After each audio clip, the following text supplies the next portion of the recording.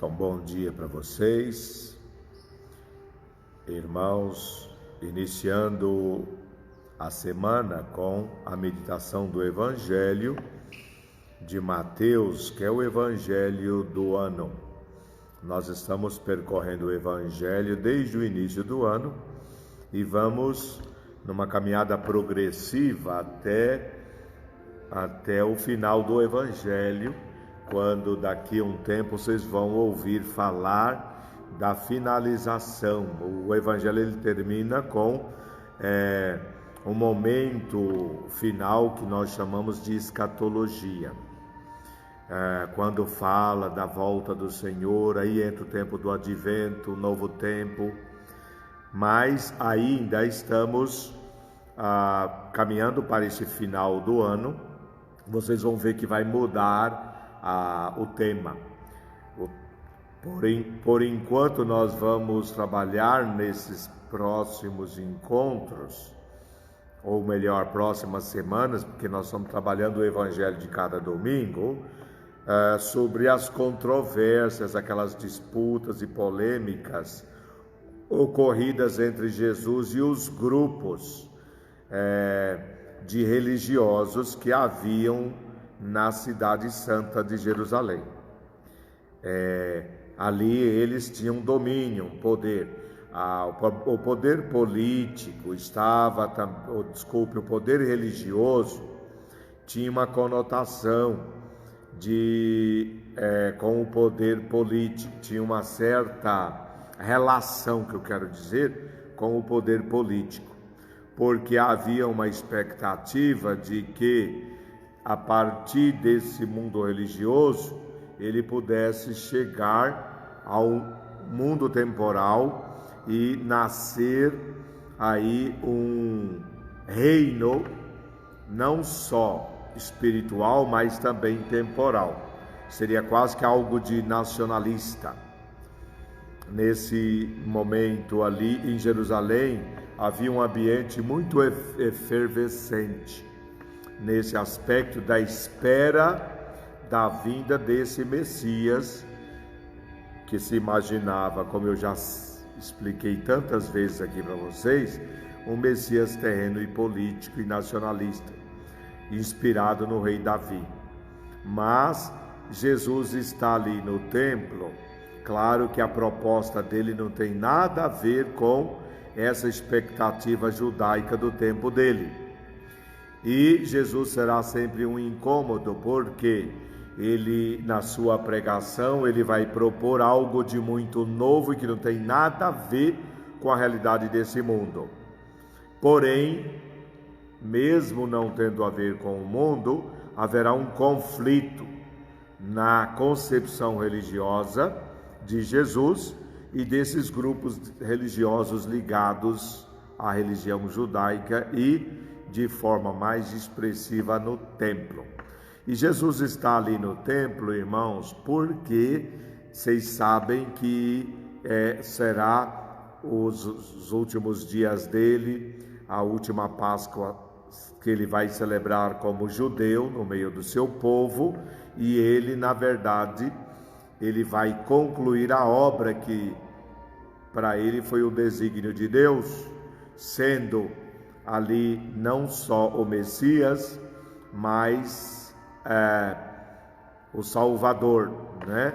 No sentido de que ele se torna o templo, um novo templo, se torna um novo sacerdote e se torna ali a nova oferta do sacrifício, o cordeiro imolado. Ele toma o lugar de toda essa realidade religiosa do templo, assume para si como oferta de Deus para a nossa salvação. Então vai, a partir dele, nascer uma nova concepção religiosa, e ele se tornará o Messias, pelo menos para aqueles que se converterem ao seu reino. Vamos então hoje iniciar o Evangelho de Mateus 22, 34 a 40. Então eu faço primeiramente a oração para a gente iniciar essa nossa meditação, em nome do Pai, do Filho e do Espírito Santo. Amém. Ó Deus misericordioso, rico em bondade e clemência, sabemos que olhais para nós com a ternura do seu amor e nos aconchega no seu coração paterno, porque em Jesus Cristo somos assumidos, Pai, como vossos filhos. E a palavra de hoje nos revela muito, de forma muito estreita, essa realidade. É o amor que tu queres do nosso coração, e que haja da nossa parte esse amor não somente como desejo na mente, mas como atitude dos nossos corações. Senhor, não temos a força capaz de nos renovar por nós mesmos. Dependemos de vós.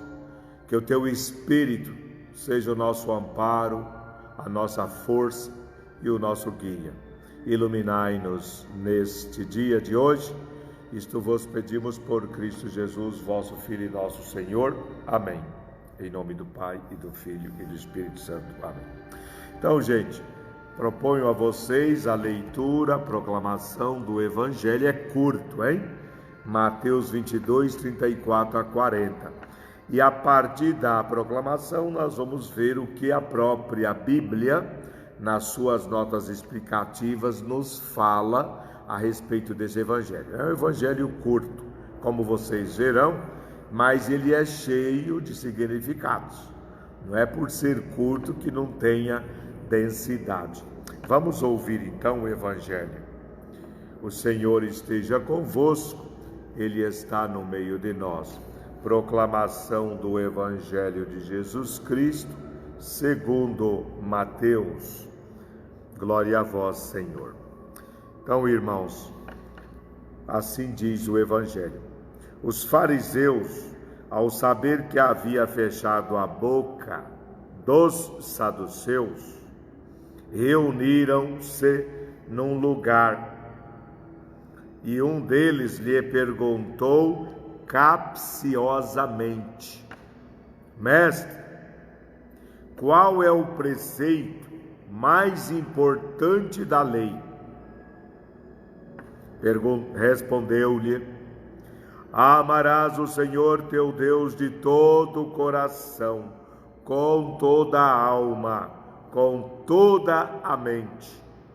Este é o preceito mais importante. Porém, o segundo é equivalente: amarás o próximo como a ti mesmo. Esses dois preceitos sustentam a lei inteira e os profetas, palavra da salvação. Glória a vós, Senhor. Então vejam vocês, anterior a esse Evangelho, nós temos uma discussão travada entre Jesus e os senhores do templo, os sacerdotes do grupo dos saduceus, que vem de Sadoc. Mas eu não vou trabalhar isso agora não, para a gente não dispersar. Os saduceus, eles acreditavam apenas no Pentateuco e nada mais, só nos 5 livros do Antigo Testamento. E esses saduceus, como eram senhores do templo, vocês sabem que o templo corria muito dinheiro pelos peregrinos que acorriam durante todas as festas do ano. E não só as festas, mas todo o santuário e templo é lugar de peregrinação. Então as pessoas vão, fazem ali seus votos, deixam suas ofertas. E naquele tempo, o templo tinha uma estrutura para abrigar todos esses devotos e os seus votos, que era feito através dos sacrifícios dos animais, que vocês já ouviram falar alguma ou outra vez na Bíblia. Sacrifício de rolinhas, pombos, cordeiros e até de bois eram sacrificados no templo, no altar do templo.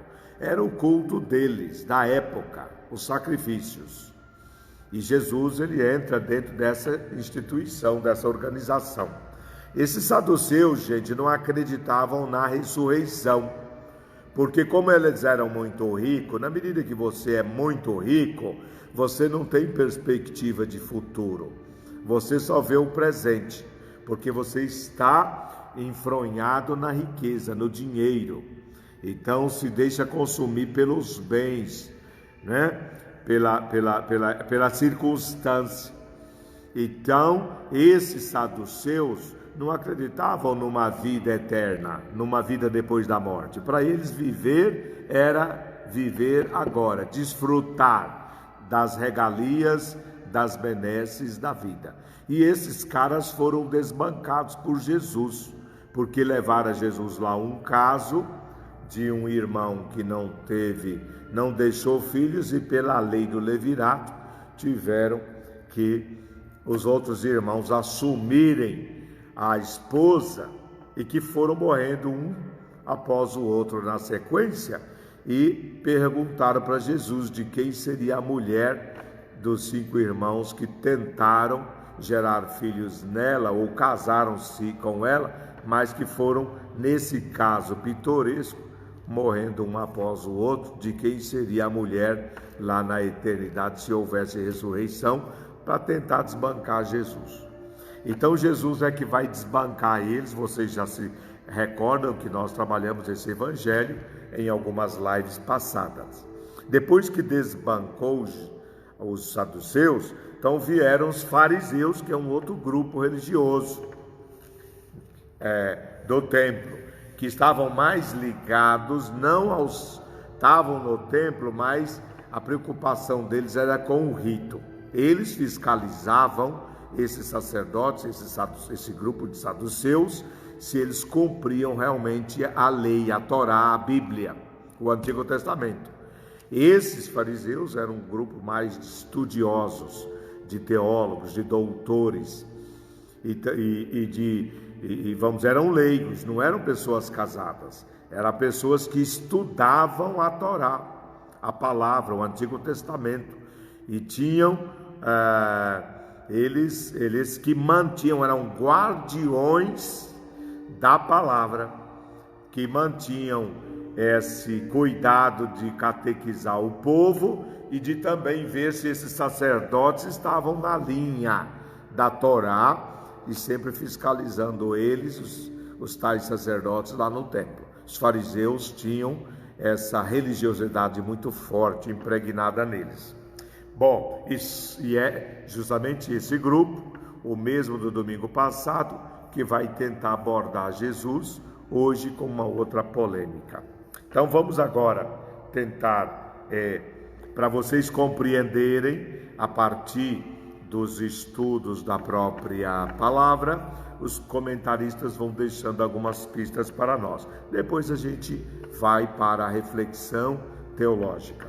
Então veja bem, gente, a pergunta que estes fariseus fazem a Jesus explica para nós porque eles fizeram uma catalogação, uma codificação, colocaram que existe em toda a lei 613 preceitos, não dentro da palavra do Antigo Testamento, mas eles têm, para viver no segmento fiel da palavra, eles criaram 613 normas.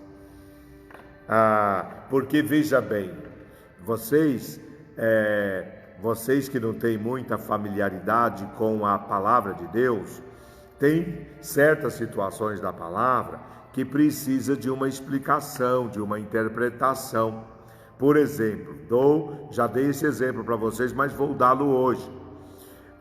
Se lá na palavra diz: guardarás o sábado, o dia 7º, o dia do descanso, não trabalharás.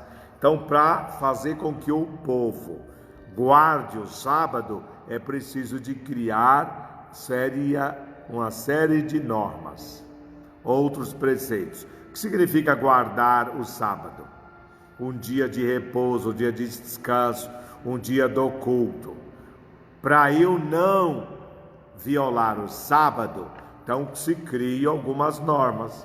Como a igreja também criou, por exemplo, os 5 mandamentos da igreja, não tem lá? Não digo para vocês que são mais novos, jovens. Os mais novos não sabem disso, mas os mais antigos sabem dos mandamentos. Guardar domingo, dias de domingo e festa. Lembra disso? Confessar pelo menos uma vez. São normas que nós, padres, criamos para levar ao conhecimento das pessoas e à catequese do povo.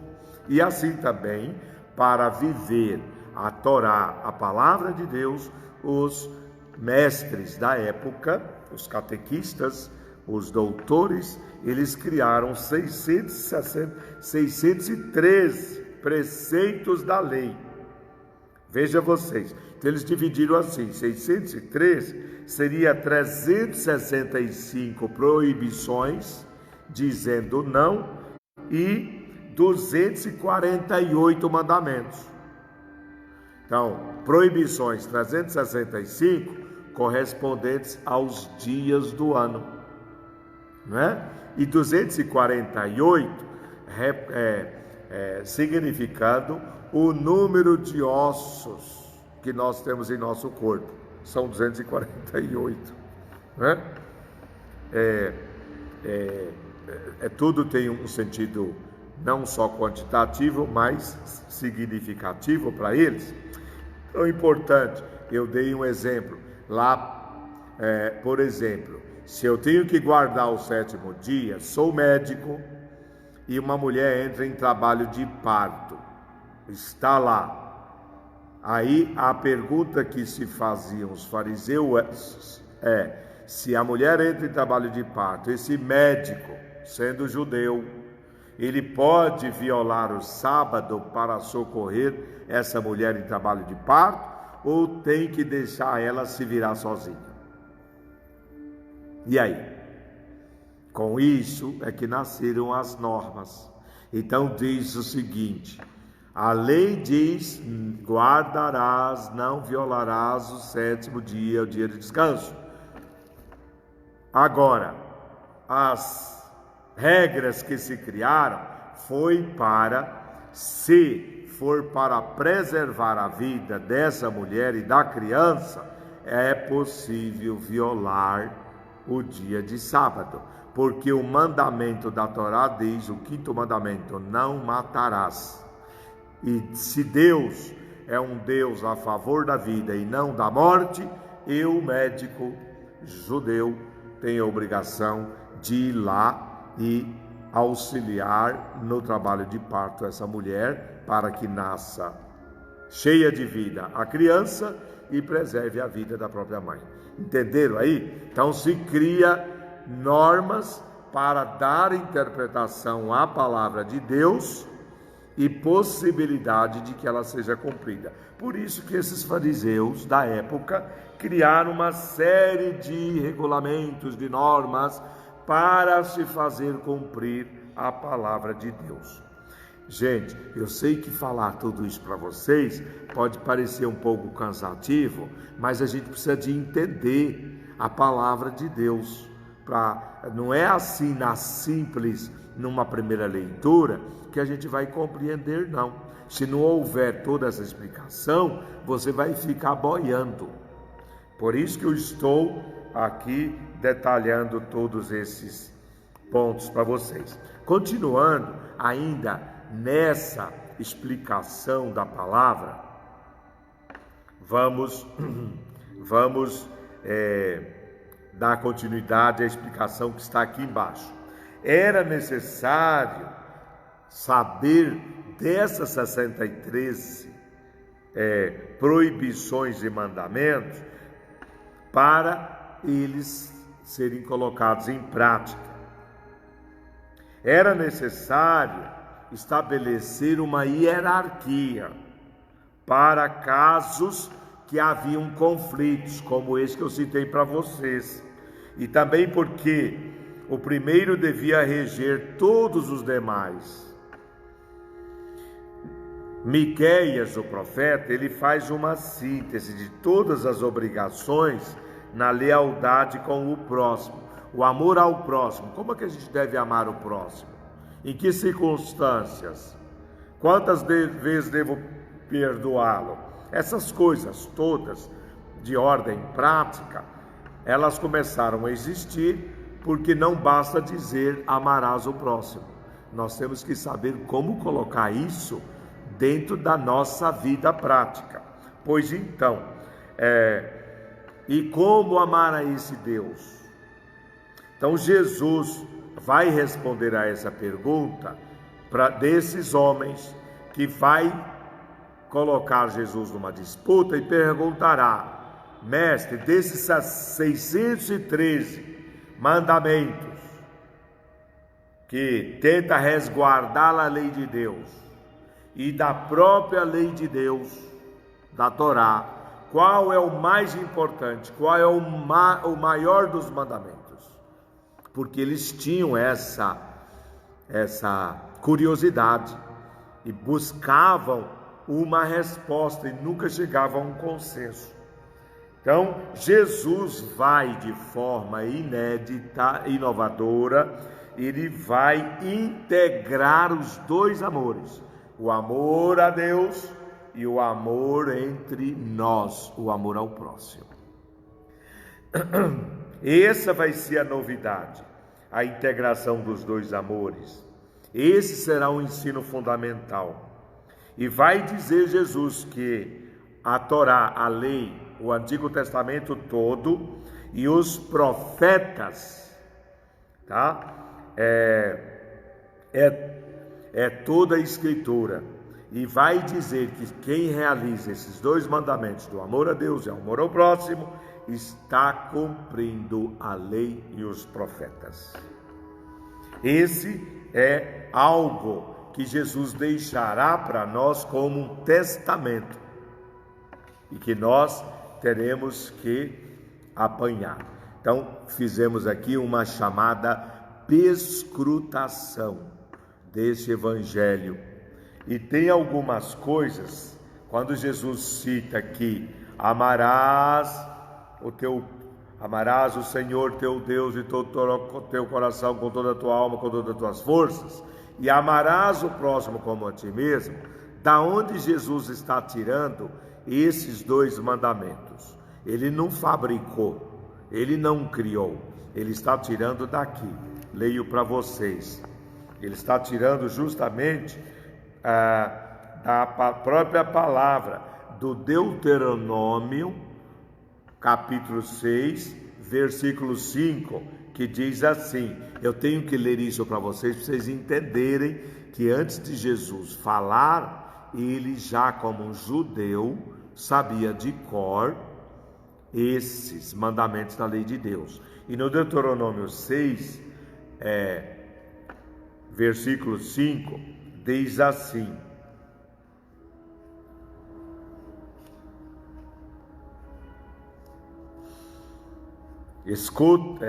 escuta Israel, o Senhor nosso Deus é somente um único.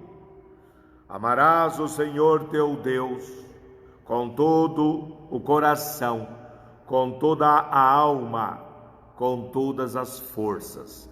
Então eles, o povo israelita, gente, já tinha esse mandamento que Deus pediu para que fosse ensinado dos pais, que os pais ensinassem os filhos, os avós, os netos, e que eles, no momento da oração, tivesse esse mandamento amarrado nas mãos, no braço e na fronte. Então, por isso que eles, quando rezam, eles amarram tiras com estojo aqui e no braço, aonde consta esse mandamento que eu acabei de dizer para vocês, que na palavra hebraica é chamado de Shema. Shema significa o verbo ouvir, tá? Amarás o Senhor teu Deus com todo o teu coração, conforme está aí. Esse é o primeiro mandamento que Jesus está citando, o primeiro, mais importante. E o segundo, equivalente a este, Jesus citará no versículo lá em Levíticos, no livro de Levítico, versículo 18, que diz assim, 19 a 18, diz: não te vingarás, nem guardarás rancor dos teus concidadãos. Amarás o teu próximo como a ti mesmo. Eu sou o Senhor. Então Jesus junta essas duas citações bíblicas e coloca para eles como o primeiro, o maior ou o mais importante dos mandamentos da lei de Deus. E é sobre isso que agora nós vamos iniciar nossa reflexão. Gente, vocês vão cansar de ouvir a palavra amar, amor. O que significa esse amor que Jesus está dizendo? Não é um amor corriqueiro, comum, não é esse amor que nós vemos aí na sociedade, não. Porque esse amor que está aí fora, ele está cheio de vícios, de erros, de enganos, de ilusões.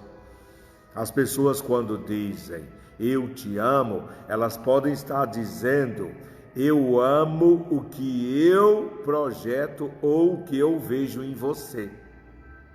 Eu não amo você por você, eu amo pelo que eu projeto em você.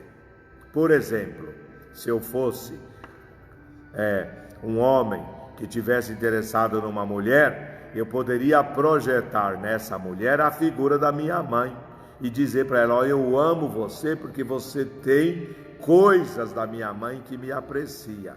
Então você não está amando aquela mulher, você está amando as projeções que você está fazendo dela. Está errado. Temos que amar o outro como ele é, não como eu gostaria que ele fosse. Entende isso? Então essa palavra amar, temos que entender que não é um amor comum, esse amor pobre e diminuído que as pessoas vivem no plano mais físico, mais sentimento do desejo, não, gente. O que Jesus, quando fala de amor, ele está falando de um amor muito profundo, um amor sem reservas, um amor sem projeções, um amor espiritual, incondicional, um amor que leva dentro de si a gratuidade. Chama-se esse amor de ágape. Tá certo? Porque com os estudos hoje da psicologia, vocês sabem que dentro de nós habita duas realidades. Existe aquele ser que eu vou chamar de um eu verdadeiro, o eu autêntico.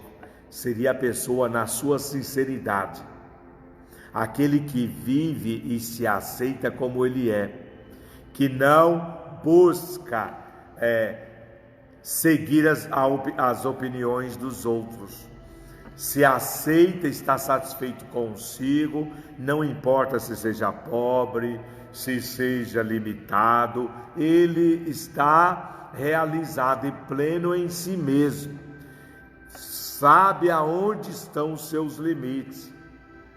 Este ser humano que vive nessa dimensão amadurecida, nós chamamos de verdadeiro eu, que é um lado do nosso ser. Mas tem um outro lado que está escondido, que está no profundo do nosso ser, podemos chamar de falso eu. Esse falso eu, aí estão as nossas neuroses, nossas esquisitices, os nossos erros, nossos enganos, nossas ilusões, nossos desejos, nossos sentimentos, não é? Esse falso eu é nossa luta contínua. É aonde reside aquele lado negativo, aonde os pecados capitais, eles podem tomar posse da nossa realidade humana. Então é um combate que nós temos noite e dia que fazer contra o nosso egoísmo, nossa vaidade, nossa mentira, nossa luxúria, nossa avareza. Tudo isso, gente, a ira, tudo isso está presente dentro de nós também.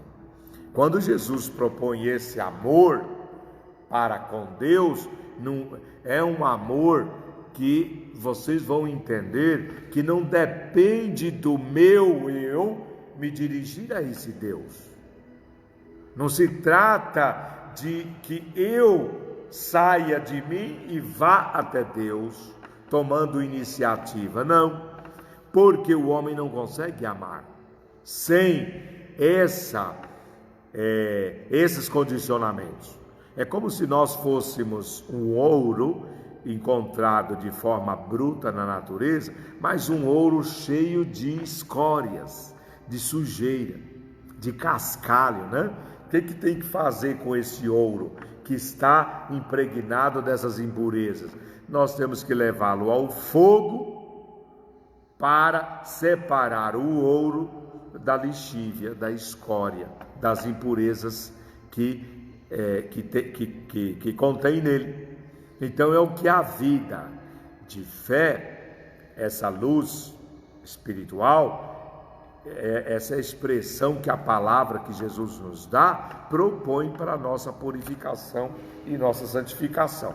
Então vamos entender, o amor que Jesus pede para a gente dar a Ele, primeiramente tem que passar por uma prova.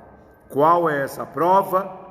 Eu tenho que deixar Deus me amar por primeiro, para, recebendo esse amor, responder ou corresponder e dar como resposta a gratuidade desse amor recebido. Essa é que nós vamos ver o significado. Então eu vou só introduzir hoje sobre essa palavra, a teologia, o significado da fé, que contém a palavra de hoje, e amanhã a gente retoma. Então vamos lá. Quando Jesus fala do amor, desse verbo amar, vamos pensar o amar com discrição. É isso que eu quero dizer para vocês, tá?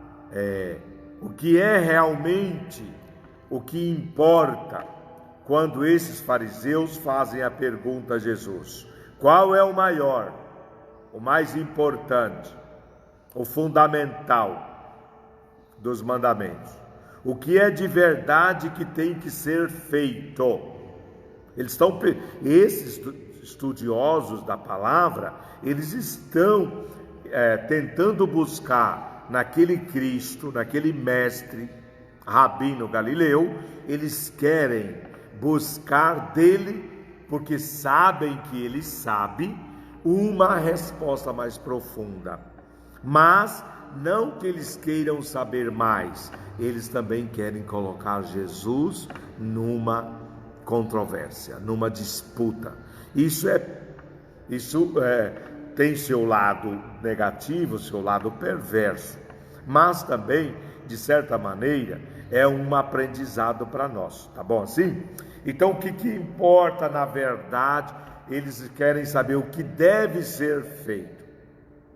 Esta é a pergunta que eles fazem a Jesus, e Jesus dá uma resposta única que vai sintetizar a resposta de Jesus numa só palavra, que é esse verbo amarás, e que eu acabei falando sobre ele para vocês. Amarás. O sentido que Jesus quis dar a esse verbo amarás é aprenderás. Olha o que Jesus está dizendo.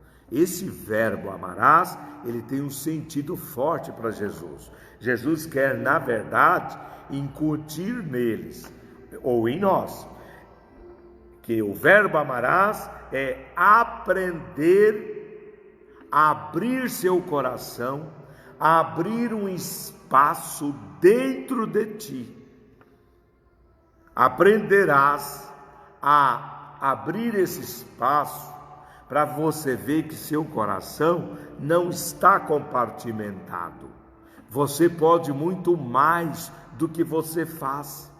Você está limitado por essa escória que eu falei, por essa impureza. Mas nós podemos dar muito mais, gente, do que nós damos. Lembra da linguagem dos dizeres de São Francisco, que parece contraditório? É melhor dar que receber, porque é dando que se recebe. É nessa ótica que Jesus está propondo que nós temos que abrir esse coração, abrir esse espaço interior, para a gente poder fazer o caminho, porque o caminho faz dentro do coração. Não é um caminho, não é andar pelas estradas da vida, é aqui dentro. Esse caminho tem que se fazer. E a gente tem que aprender uma coisa: aceitar o outro. A hospitalidade é uma condição, ser hospitaleiro, gente, porque o povo que mora no deserto, eles são hospitaleiros. Se você chegar faminto, sedento, cansado, perdido no deserto, numa tenda de um beduíno, ele vai colocar você dentro da tenda, vai assar um pão e vai trazer uma jarra de água para você. Por que eles fazem isso? Porque eles sabem que ninguém sobrevive no deserto e que um homem errante, caminhante no deserto, precisa do socorro. E como ele já passou por isso, ele se vê na obrigação, pela religião e pela fé no Deus Altíssimo, de socorrer esse que está perdido no deserto, como foi Abraão. Todos esses beduínos, eles têm no imaginário deles a lição da palavra, a vida de Abraão dentro deles. Então, se vocês forem, vão ouvir histórias contadas a respeito dessa hospitalidade do povo oriental, porque eles têm, e que nós não temos, que nós vivemos numa sociedade competitiva, não é verdade?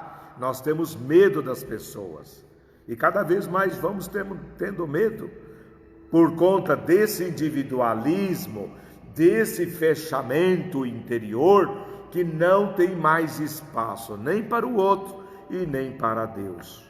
Estamos satisfeitos com a nossa vida burguesa, a nossa vida garantida no plano material, mas digo para vocês, espiritualmente estamos raquíticos, somos famintos e sedentos. Então, o que Jesus está dizendo é isso: tem que dar hospitalidade ao outro que vem viver em teu coração. O outro não é um inferno na minha vida, como diz o filósofo existencialista e ateu Jean-Paul Sartre. Não, ele pode ter razão no plano da consciência, mas nós não podemos achar que o outro seja um inferno no meu existir simplesmente pela minha incapacidade de amar. Não é o problema não está no outro, está em mim, na minha incapacidade, na minha incompetência, na minha impotência. Isso é o que Jesus, através da resposta dele, usando primeiramente o verbo amarás, quer nos ensinar.